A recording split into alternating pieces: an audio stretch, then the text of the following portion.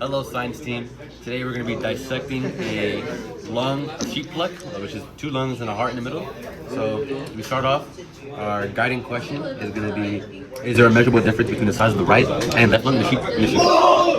Our hypothesis is that the left lung is going to be significantly bigger than the right lung because the right lung has to make space for the heart, because the heart has to pump the blood and it's usually located on the right side.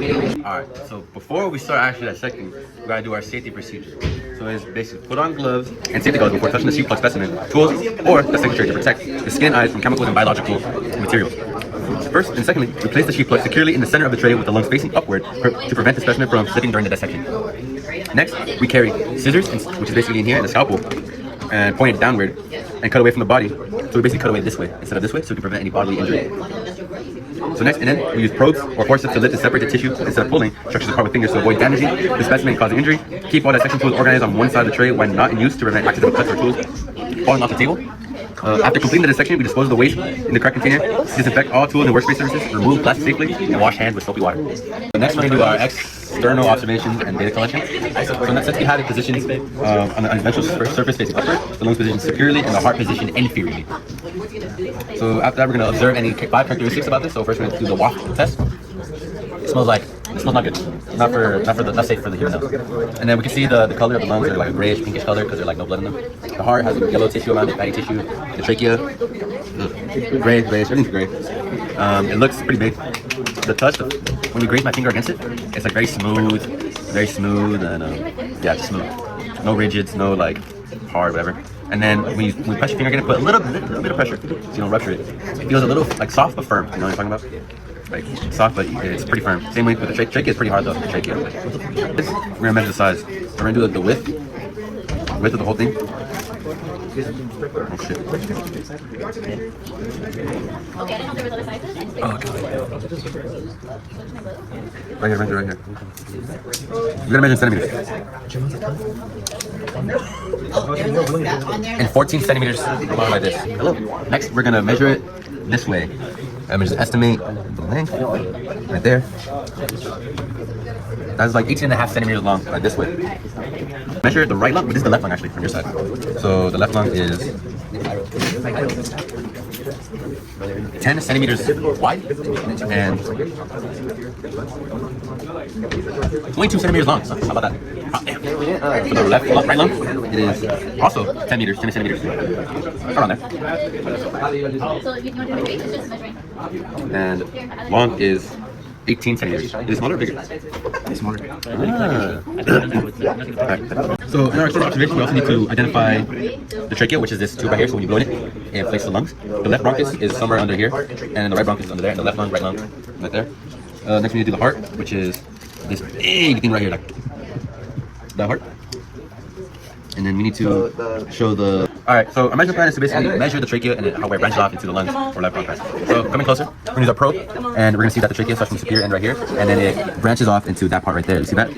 Basically in there. You see that? Alright, this is us measuring it, basically like that. 9 centimeters. And then our teammate is going to write that down. Next we're going to measure the length and width of the heart, which is... This is the heart basically, and you can see how all these muscles and all the tissue surrounding it around there. All right, so we're gonna measure it using the string so that it doesn't get too dirty the ruler from top to bottom. Oh wait. I'm not working. I told you. What? Oh, she can still touch your grade. 14 centimeters. 14 centimeters long? Oh, you can at least record for them since you're not doing it. No, you're not recording. You're dissecting with me. Alright, width is 8 centimeters long. Alright, now that we got all our data, we're gonna do our dissection now. So begin. Kathy Ren is gonna grab the lung, heart, and place it superiorly where the trachea is facing upward, or superiorly. Perfect. And now she's going to begin the first cut at the superior opening of the trachea. Make sure she cuts away from her and safely. And make sure we're not sawing it. Clean cut.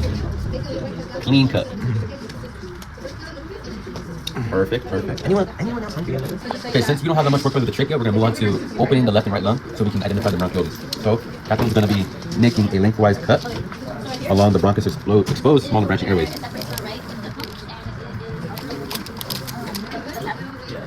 Make sure we're cutting deep.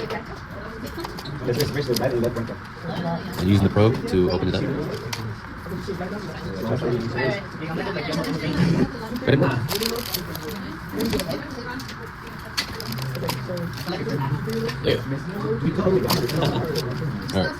Alright.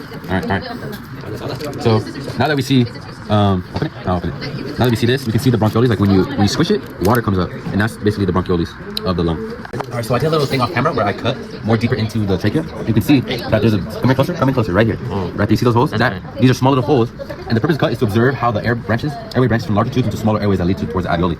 So you can see how there's a small hole right there, and that leads to the rest of the lung. Alright, so next we position the heart on its ventral surface, just facing upward. And so now Catherine's gonna make a cut from the base near the superior base of the heart, where all the major blood vessels are located.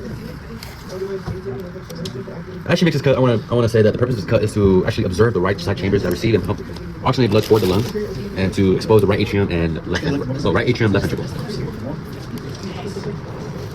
And Catherine's gonna continue to make a bigger cut than that.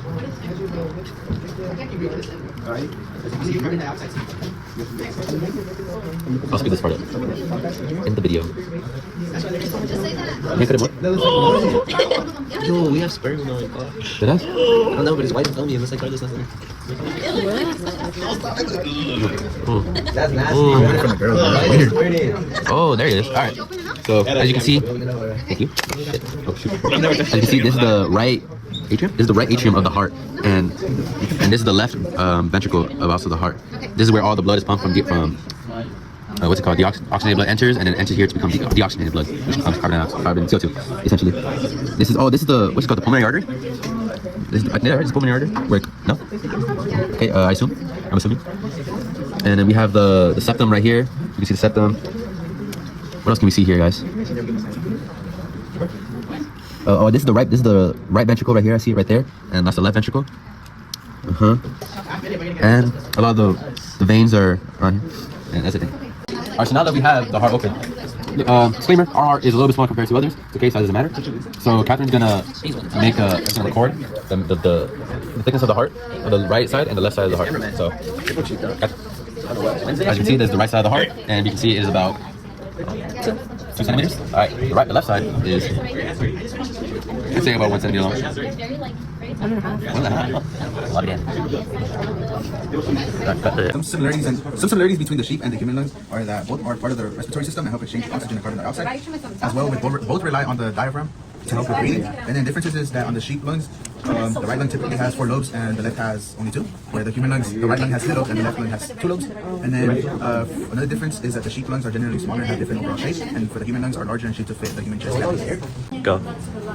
And also, why sheep plug are useful models for human anatomy is because of the structure, essentially. We can see that the inside of a heart is similar to a human heart, and that's very useful to young surgeons who want to practice how to do heart surgery or practice surgical procedures on a heart. That's basically why, and the similar structures, the way it works, and it's also cheap. Thank you guys for watching. Alright, so now it's time to clean up. So we're gonna keep our gloves on behind the sheep plug, and we're gonna use tools, the tray, the paper towel, any contaminated materials. And we're gonna place the sheep plug and anything that we use the tissue into the disposable container. Return reusable tools, so the scissors, scalpels, probes, anything we use, and then we wipe down the tray, the lab, the table, anything that got the juice, the monkey juice on, whatever. And then once we safely do that, we remove our gloves, wash our hands one more time, and then we're good to go. Take off all our gear. Also, I just want to say, Ms. Dane, if you watched to the end, we're gonna miss you so much. Thank you for being such a great part of our senior year. That is not part of the drain.